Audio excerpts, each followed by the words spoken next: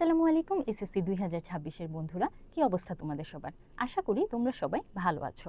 আমাদের আজকের ক্লাসে আমরা দেখব বাংলাদেশের ইতিহাস ও বিশ্ব সভ্যতা এই চ্যাপ্টারটার এই সাবজেক্টটার দ্বিতীয় অধ্যায়ের বহু নির্বাচনী প্রশ্ন। তোমরা যারা এখনও সিলেবাস কভার করতে পারো নাই, আমাদের এই ক্লাসগুলো তোমাদের জন্য অনেক উপকারী হবে। শুধু এই বিষয়েই নয়, তোমরা আমাদের চ্যানেলে মানবিক বিভাগের সকল বিষয়ের রেগুলার ক্লাস পাবে এবং এই স্লাইডগুলো তোমরা যদি পেতে চাও তাহলে আমাদের প্রথম কমেন্টে দেওয়া লিঙ্কে তোমরা হোয়াটসঅ্যাপ এবং টেলিগ্রাম চ্যানেলে যুক্ত হয়ে আমাদের স্লাইডগুলো পেয়ে যাবে। তাহলে আজকে আমাদের ক্লাসটা শুরু করে দিই। দেখো, প্রথম প্রশ্ন কি? বিজ্ঞানসম্মত ইতিহাসের জনক কে? বিজ্ঞানসম্মত ইতিহাসের জনক যখন আসবে তখন এটার উত্তর কি হবে? থুসিডাইডেস। কিন্তু শুধু যদি আসে যে ইতিহাসের জনক কে, এটার উত্তর হবে হেরোডোটাস। আচ্ছা, পরের প্রশ্নটাই যাই। পৃথিবীর মানচিত্র প্রথম অঙ্কন করেন কারা? মিশরীয়রা, গ্রিকরা, রোমানরা নাকি সিন্ধু অধিবাসীরা? এটার উত্তর হবে গ্রিকরা। আচ্ছা, মিশরের প্রথম ফারাও কে? ক মেনেস বা নারমার, খ ফারাও খুফু, গ ফারাও ইখনাটন, ঘ হাম্বুরাবি। মিশরের প্রথম ফারাও কে? মেনেস বা নারমারও যাকে বলা হয়, তিনি হচ্ছেন মিশরের প্রথম ফারাও ছিলেন। আচ্ছা, এরপর দেখি মিশরের পূর্ব দিকে কোন সাগর অবস্থিত? মিশরের পূর্ব দিকে অবস্থিত হচ্ছে লোহিত সাগর, ভূমধ্য সাগর, আরব সাগর নাকি চীন সাগর? এটার উত্তর হবে লোহিত সাগর। আচ্ছা, 5 নম্বর প্রশ্ন। মিশরীয় সভ্যতা কত বছর স্থায়ী ছিল? ক 2000, খ 2500, গ 3000, ঘ 3500। এটার উত্তর কি হবে? এটার উত্তর হবে 2500 বছর। 6 ফারাও পদটি কেমন ছিল? আরামের, আয়েশের, মর্যাদার নাকি বংশানুক্রমিক? এটা খুবই ইজি, বোঝাই যাচ্ছে বংশানুক্রমিক।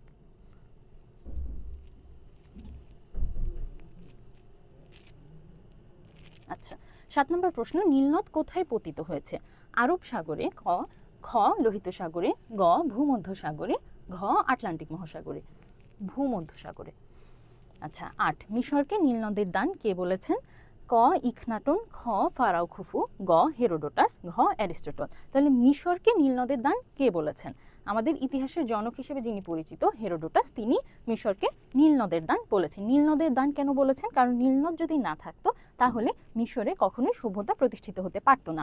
তোমরা হয়তো খেয়াল করে থাকবে যে বেশিরভাগ সভ্যতাই কিন্তু বিভিন্ন নদ বা নদীর তীরে গড়ে ওঠে। কারণ নদীর তীরে যে সভ্যতাগুলো যদি গড়ে না ওঠে তাহলে ওখান থেকে মানুষ পানির উৎস কিভাবে পাবে বা চাষাবাদ কিভাবে করবে? সেই কারণে বেশিরভাগ সভ্যতা গড়ে ওঠে নদ বা নদীর তীরে। তো সেরকমই মিশরও গড়ে উঠেছে নীল নদের তীরে, আর মিশরকে তাই নীল নদের দান বলেছেন হেরোডোটাস। আচ্ছা, 9 নম্বর প্রশ্ন। মিশরীয়দের কাছে ধর্ম এত গুরুত্বপূর্ণ ছিল কেন? ক সকল মিশরীয়রা ধর্মে বিশ্বাসী ছিল বলে, খ পুরোহিতরা দেশ শাসন করত বলে, গ অভিজাতরা ধর্মে গুরুত্ব দিত বলে, ঘ মিশরীয়রা সর্বক্ষেত্রে ধর্ম দ্বারা প্রভাবিত ছিল বলে।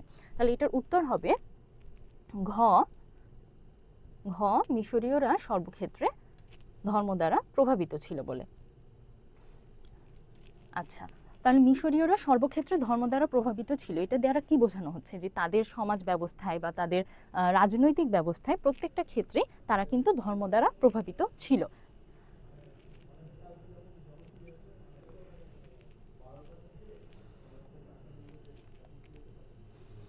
দশ নম্বর প্রশ্ন। মিশরীয়দের সূর্য দেবতার নাম কি? ক রে বা আমন রে, খ ওসিরিস, গ ইখনাটন, ঘ পোসাইডন। তাহলে মিশরীয়দের সূর্য দেবতার নাম হচ্ছে রে বা আমন রে। আচ্ছা, 11 নম্বর প্রশ্ন। নীলনদের দেবতার নাম। নীলনদের দেবতার নাম কি? ক ওসিরিস, খ ফারাও, গ রে, ঘ অ্যাটম।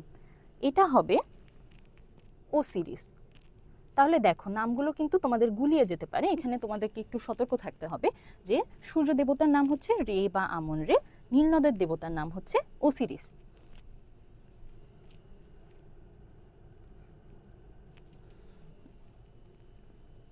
আচ্ছা, 12 নম্বর প্রশ্ন। মিশরীয়দের প্রিয় রং কি ছিল? ক লাল ও সবুজ, খ লাল ও কালো, গ সাদা ও কালো, ঘ সাদা ও নীল। তাহলে এটার উত্তর হবে আমাদের জাতীয় পতাকার রং যেটা, সেটাই হচ্ছে মিশরীয়দের প্রিয় রং। তাহলে এটার উত্তর হবে লাল ও সবুজ। আচ্ছা 13 নম্বর প্রশ্ন, মিশরীয়দের বর্ণমালায় কয়টি ব্যঞ্জন বর্ণ ছিল? ক 22, খ 23, গ 24, ঘ 25। এটার উত্তর হবে 24। মিশরীয়দের বর্ণমালায় 24টি ব্যঞ্জন বর্ণ ছিল। আচ্ছা, মিশরীয়দের লিখন পদ্ধতিকে কি বলা হতো? ক হায়ারোগ্লিফিক, খ কিউনিফর্ম, গ মেসোপটেমীয় লিপি, ঘ মিশরীয় লিপি। তাহলে এটার উত্তর কি? এটার উত্তর হচ্ছে হায়ারোগ্লিফিক বা চিত্রলিপি। তারা চিত্রের মাধ্যমে তাদের মনের ভাব প্রকাশ করত। 15 নম্বর, পৃথিবীতে প্রথম সৌর পঞ্জিকা আবিষ্কার করে কারা? ক গ্রিকরা, খ পারসিকরা, গ মিশরীয়রা, ঘ আসিরীয়রা। এটাও হবে মিশরীয়রা।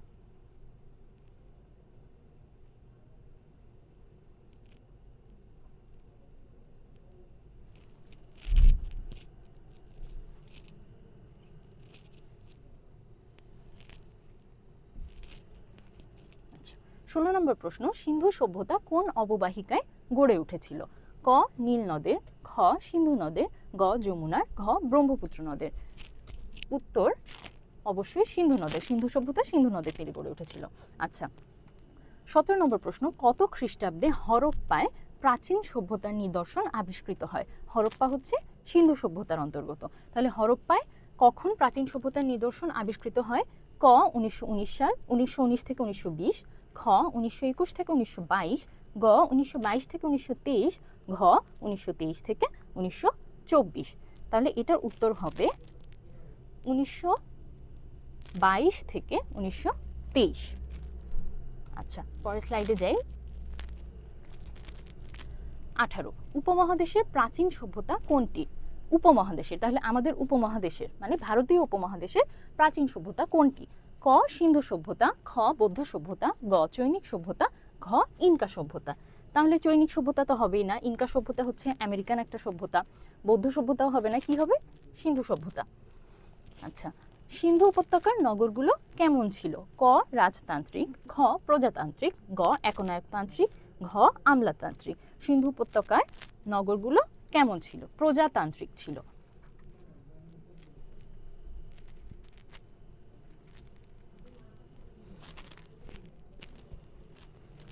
আচ্ছা, সিন্ধু সভ্যতার পথের ধারে কি ছিল? ক গাছপালা, খ ঘরবাড়ি, গ দোকানপাট, ঘ সারিবদ্ধ ল্যাম্পপোস্ট। সিন্ধু সভ্যতার পথের ধারে ছিল সারিবদ্ধ ল্যাম্পপোস্ট। আচ্ছা 21 নম্বর প্রশ্ন, হরপ্পার সবচেয়ে আকর্ষণীয় ইমারত ছিল কোনটি? ক বৃহদাকার প্রাসাদ, খ বৃহদাকার স্নানাগার, গ বৃহদাকার শস্যাগার, ঘ বৃহদাকার অট্টালিকা। এটার উত্তর হবে বৃহদাকার শস্যাগার। 22 নম্বর প্রশ্ন, প্লেটো কার শিষ্য ছিলেন? তাহলে প্লেটো মানে কি? এখানে গ্রিক সভ্যতার মধ্যে আমরা ঢুকে গিয়েছি। আচ্ছা প্লেটো কার শিষ্য ছিলেন? ক সক্রেটিসের, খ অ্যারিস্টটলের, গ থালেসের, ঘ আলেকজান্ডারের। তাহলে এখানে কিন্তু ওই যে গুরু শিষ্য একটা হায়ারার্কি আছে। এখানে প্রথমেই আসবেন হচ্ছেন সক্রেটিস। সক্রেটিস হচ্ছেন প্রথম। সক্রেটিসের শিষ্য ছিলেন প্লেটো, প্লেটোর শিষ্য ছিলেন হচ্ছেন অ্যারিস্টটল, অ্যারিস্টটলের শিষ্য ছিলেন আলেকজান্ডার। আচ্ছা এরপরে দেখো, পৃথিবীর মানচিত্র প্রথম অঙ্কন করেন কারা?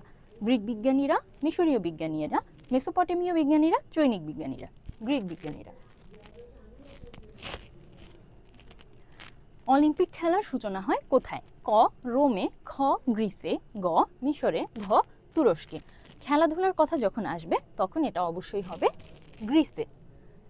প্রত্যেকটা সভ্যতারই কিন্তু কিছু কিছু ফান্ডামেন্টাল জিনিস আছে যেগুলোর কারণে ওই সভ্যতাটা বিখ্যাত। যেরকম মিশরের সভ্যতার বিখ্যাত জিনিস কি? হায়ারোগ্লিফিক, তারপরে হচ্ছে পিরামিড। এগুলো আসলে আমাদেরকে বুঝতে হবে যে এটা মিশরের সভ্যতার কথা বলা হচ্ছে। সিন্ধু সভ্যতার ক্ষেত্রে নগর সভ্যতা কথাটা তোমরা প্রশ্নের মধ্যে পাবে, অথবা একটা সুসজ্জিত নগর রয়েছে বা নগরের ধারে সারিবদ্ধ ল্যাম্পপোস্ট রয়েছে, এরকম কথাগুলো কিন্তু তোমরা পাবে প্রশ্নের মধ্যে। সেরকমই গ্রিক সভ্যতার ক্ষেত্রে তোমরা অবশ্যই খেলাধুলার কথা পাবে। আবার রোমান সভ্যতার ক্ষেত্রে অবশ্যই তোমরা দেখা যাবে যে আইনের কথাটা পাবে। আবার রোমানদের যে স্থাপত্য ছিল, কলোসিয়াম নামের তাদের যে বিখ্যাত একটা স্থাপত্য ছিল, তো এই শব্দগুলো শুনে তোমাদেরকে বুঝতে হবে যে কোন সভ্যতার কথা এখানে ইঙ্গিত করা হচ্ছে। আচ্ছা 25 নম্বর প্রশ্ন, রোমানদের প্রধান দেবতার নাম কি ছিল? ক এথেনা, খ পোসাইডন, গ সোলন, ঘ জুপিটার। এটার উত্তর হবে জুপিটার। জুপিটার রোমানদের প্রধান দেবতা ছিলেন। আর এথেনা কে ছিলেন? এথেনা ছিলেন রোমানদের জ্ঞানের দেবী।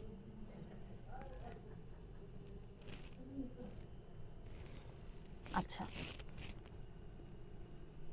জুপিটার। আর এথেনা হচ্ছেন জ্ঞানের দেবী।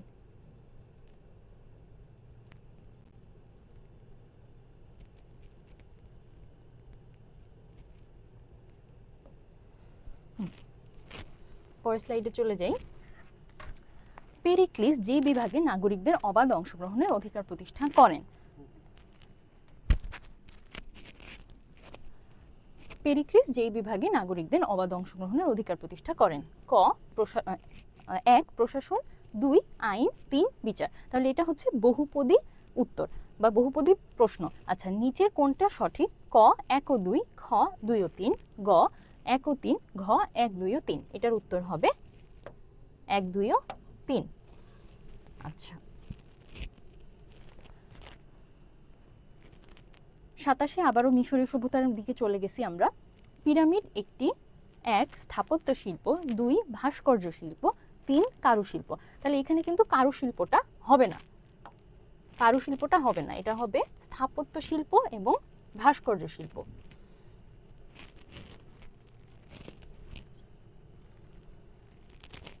আচ্ছা, পেরিক্লিসের ব্যাপারে আরেকটা কথা বলে রাখি যে পেরিক্লিসকে কিন্তু গ্রিক সভ্যতার মানে গণতন্ত্র প্রতিষ্ঠার জনক বলা হয় পেরিক্লিসকে।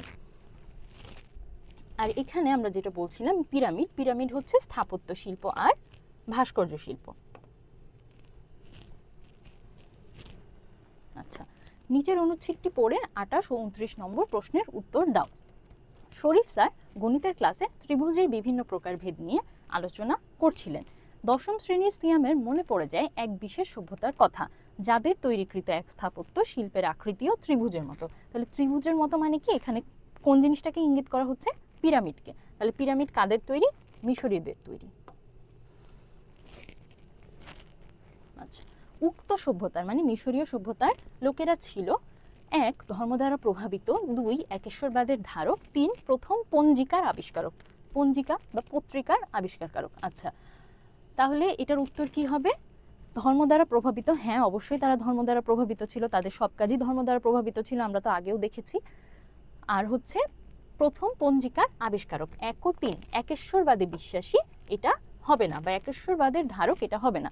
একেশ্বরবাদ বলতে কি বোঝায়? যে যেই সভ্যতার বা যেই জাতির মানুষেরা এক ঈশ্বরে বা এক সৃষ্টিকর্তায় বিশ্বাস করে। তো মিশরীয়রা কিন্তু একেশ্বরবাদে বা এক ঈশ্বরে বিশ্বাসী ছিল না। আচ্ছা, এরপরে আদিম যুগে মানুষ কোনটা জানতো? ক ফলমূল সংগ্রহ করতে, খ ফসল উৎপাদন করতে, গ পশুপালন করতে, ঘ ব্যবসা করতে। আদিম যুগে, একদম আদিম যুগে মানুষ কিন্তু ফলমূল সংগ্রহ করে জীবন অতিবাহিত করেছে। তখন কিন্তু আমরা কৃষিকাজ বা পশুপালন এই ধরনের কিছু আমরা জানতাম না।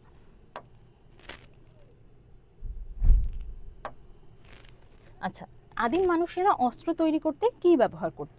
ক বন্দুক, খ লোহা, গ বল্লম, ঘ পাথর। একেবারে আদিম যুগে যখন অন্য কোনো অস্ত্র ছিল না, তখন সেলফ ডিফেন্সের জন্য বা আত্মরক্ষার জন্য সকলেই পাথর ব্যবহার করত। আচ্ছা, 32 নম্বর প্রশ্ন, আদিম যুগে একমাত্র হাতিয়ার কি ছিল? ক ধনুক, খ বর্ষা, গ পাথর, ঘ লোহা। এটারও উত্তর আগের মতোই, পাথর।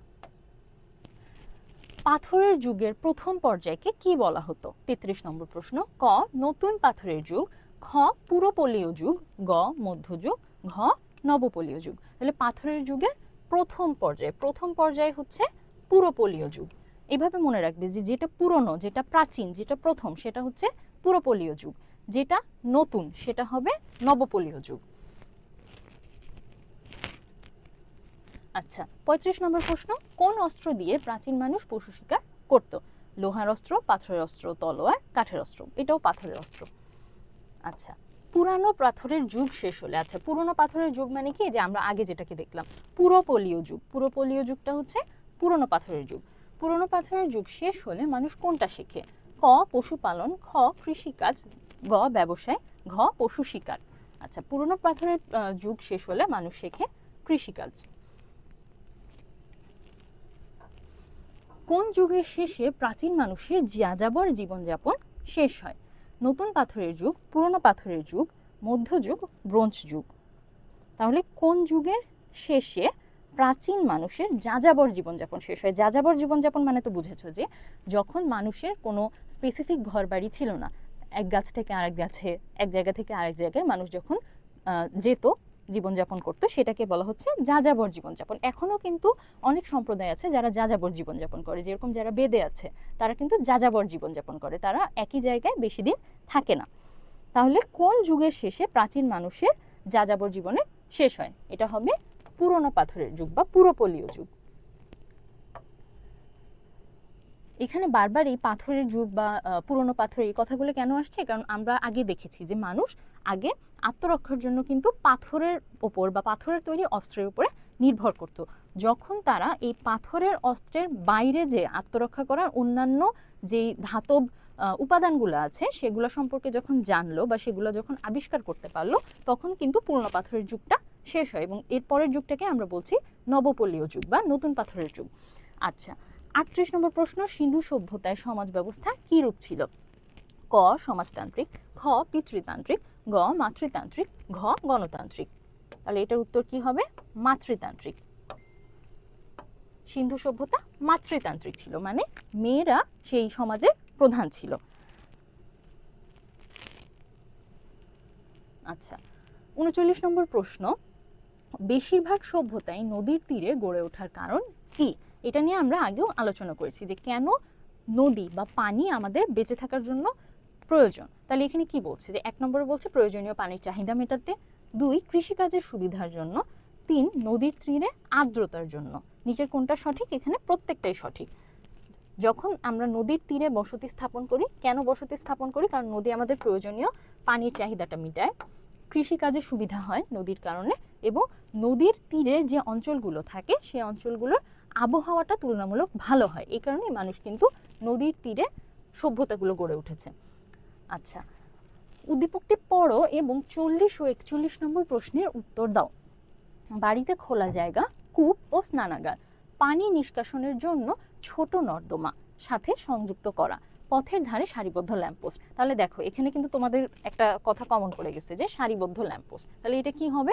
অবশ্যই সিন্ধু সভ্যতা হবে। এবং আমি আগেও যেটা বলেছি যে কোনো নগর সভ্যতা এই কথাটা যখন তোমরা পাবা বা কোনো একটা নগরের বর্ণনা, যে এখানে হচ্ছে বাড়িঘর ছিল, এখানে ল্যাম্পপোস্ট ছিল, এখানে হচ্ছে কূপ ছিল, স্নানাগার ছিল, তোমাদেরকে যখন একটা সুসজ্জিত নগরের ধারণা দেবে, তাহলে এটা চোখ বন্ধ করে তোমরা ধরে রাখবে যে সেটা হবে সিন্ধু সভ্যতা। আচ্ছা, তাহলে উক্ত সভ্যতার ভৌগোলিক বিস্তৃতি ছিল পারস্য থেকে আরব সাগর পর্যন্ত, সাহারা মরুভূমি থেকে লোহিত সাগর পর্যন্ত, ভূমধ্য সাগর থেকে লোহিত সাগর পর্যন্ত, আফগানিস্তান থেকে ওমান পর্যন্ত। তাহলে এটার উত্তর কি হবে? এটার উত্তর হবে পারস্য থেকে আরব সাগর পর্যন্ত। আচ্ছা, এরপরে দেখি 42, এথেন্স শহরে গণতন্ত্র প্রতিষ্ঠা করেন কে? ক পেরিক্লিস, খ সিসিফাস, গ সোলন, ঘ ড্রাকো। তাহলে এথেন্স শহর মানে কি? এখানে গ্রিক সভ্যতার কথা বলা হচ্ছে। এর আগেই বলেছিলাম যে গ্রিক সভ্যতার গণতন্ত্রের জনক কাকে বলা হয়? পেরিক্লিসকে বলা হয়। তাহলে এটার উত্তর কি হবে? পেরিক্লিস। মিশরীয়রা বিজ্ঞান চর্চা আরম্ভ করে কেন? ক জ্ঞান চর্চার জন্য, খ ধর্মীয় কারণে, গ কৃষির উন্নতির জন্য, ঘ যুদ্ধের জন্য।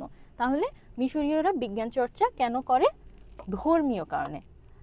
আমরা যখন বইটা পড়েছি আমরা তখন দেখেছি যে মিশরীয়রা তাদের যারা রাজা ছিল বা ফারাও ছিল তারা যখন মৃত্যুবরণ করত, তাদের যে মৃতদেহটা আছে সেটাকে তারা মমি করে রাখতো। তারা কিন্তু কবর দিত না বা পুড়িয়ে ফেলতো না, তারা এটাকে মমি করে রাখতো। মমি করে রাখার কারণ কি? কারণ হচ্ছে তাদের বডিগুলোকে সংরক্ষণ করা। তারা ভাবতো যে এটা আমরা যদি করি তাহলে আমাদের যে যারা রাজা আছেন তারা আবার পুনরুজ্জীবিত হবেন।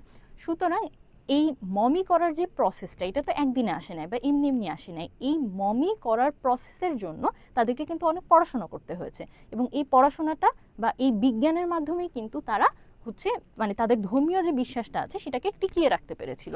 সুতরাং মিশরীয়রা বিজ্ঞান চর্চা আরম্ভ করে কেন? ধর্মীয় কারণে। আচ্ছা, এরপরে দেখি গ্রিক সভ্যতায় বিয়োগান্ত নাটকের জনক কে ছিলেন?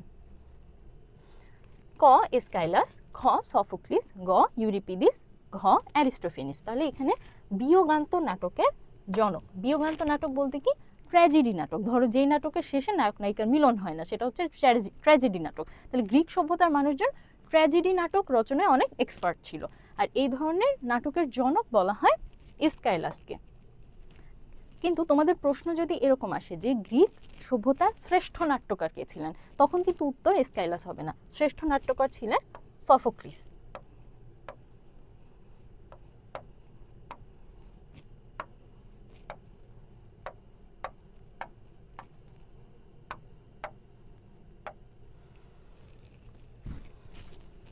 আচ্ছা, এরপরে দেখি ৪৫ নম্বর প্রশ্ন, রোমানদের কলোসিয়াম নাট্যশালা কে নির্মাণ করেন? ক টিটাস, খ হার্ডিয়ান, গ নিরো, ঘ অগাস্টাস সিজার। এটার উত্তর কি হবে? এটার উত্তর হবে টিটাস। আচ্ছা, আর এই যে হার্ডিয়ান যে আছেন উনি কি, উনি কোনটার নির্মাতা ছিলেন? উনি নির্মাতা ছিলেন প্যানথিয়নের।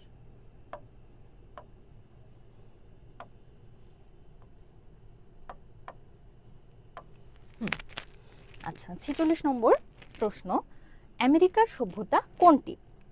ক মায়া, খ ইনকা, গ অ্যাজটেক, ঘ সবগুলো। আমেরিকার সভ্যতা হচ্ছে সবগুলো, মায়া সভ্যতা, ইনকা সভ্যতা, অ্যাজটেক সভ্যতা প্রত্যেকটাই হচ্ছে আমেরিকান সভ্যতা। আচ্ছা, ৪৭ নম্বর প্রশ্ন, মায়া সভ্যতা কোথায় গড়ে ওঠে? ক মেক্সিকো, খ পেরু, গ বলিভিয়া, ঘ চিলি। তাহলে এই প্রত্যেকটাই দেখো, এই প্রত্যেকটাই কিন্তু দক্ষিণ আমেরিকার দেশ এক একটা। তাহলে মায়া সভ্যতা, মায়া হচ্ছে ম দিয়ে শুরু না, ম দিয়ে শুরু। তাহলে এখানে তোমরা মনে রাখবে এইভাবে যে ম দিয়ে শুরু হয়েছে মায়া, তাহলে ম দিয়ে যেটা দেশ শুরু হয়েছে সেটাই হচ্ছে এটার অ্যান্সার হবে, সেটা হচ্ছে মেক্সিকো। আচ্ছা, ৪৮ নম্বর প্রশ্ন, ইলিয়াড ও ওডিসি দুইটা বিখ্যাত মহাকাব্য, এই দুইটা বিখ্যাত মহাকাব্যের রচয়িতা কে? ক ভার্জিল, খ হোমার, গ সফোক্লিস, ঘ হেরোডোটাস। এই দুইটা মহাকাব্যের রচয়িতা হচ্ছেন হোমার, হোমারের ইলিয়াড এবং ওডিসি। ভার্জিল হচ্ছেন রোমান সভ্যতার একজন বিখ্যাত মানুষ ছিলেন, তার রচিত গ্রন্থ হচ্ছে ইনিড। সফোক্লিসের কথা তো আমরা আগেই পেয়েছি যে সফোক্লিস ছিলেন শ্রেষ্ঠ নাট্যকার। কিসের শ্রেষ্ঠ নাট্যকার? গ্রিক সভ্যতার শ্রেষ্ঠ নাট্যকার ছিলেন সফোক্লিস। আর হেরোডোটাসকে তো আমরা চিনি, হেরোডোটাস হচ্ছে ইতিহাসের জনক। আচ্ছা, ৪৯ নম্বর প্রশ্ন, হেলেনিক সংস্কৃতি কোন শহরকে কেন্দ্র করে গড়ে ওঠে? ক স্পার্টা, খ এথেন্স, গ মাইসিনি, ঘ আলেকজান্দ্রিয়া। আচ্ছা, হেলেনিক সংস্কৃতি জিনিসটা কি? গ্রিক সভ্যতাকে কিন্তু দুইটা সংস্কৃতিতে ভাগ করা হয়, একটা হচ্ছে হেলেনিক সংস্কৃতি, একটা হচ্ছে হেলেনিস্টিক সংস্কৃতি। হেলেনিক সংস্কৃতি যখন বলা হবে তখন তোমরা যে শহরটার কথা মনে করবা সেটা হচ্ছে এথেন্স। এথেন্স শহরকে কেন্দ্র করে হেলেনিক সভ্যতা গঠিত হয়। আচ্ছা, এরপরে আরেকটা যেটা বলছিলাম আলেকজান্দ্রিয়া এই শহরটার নামকরণ করা হয়েছে গ্রিক বীর আলেকজান্ডারের নামে। আলেকজান্ডার এই শহরটাকে প্রতিষ্ঠা করেছিলেন। তো এই আলেকজান্দ্রিয়া শহরে যেই সভ্যতা বা যেই সংস্কৃতিটা গড়ে উঠেছিল সেটা হচ্ছে হেলেনিস্টিক সংস্কৃতি।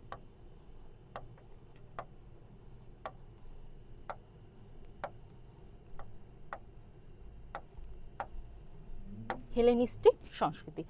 আচ্ছা, এরপরে দেখি আমাদের লাস্ট প্রশ্ন, ৫০ নম্বর প্রশ্ন, কোন নদীকে চীনের দুঃখ বলা হয়? এটা চৈনিক সভ্যতা থেকে দিয়েছে।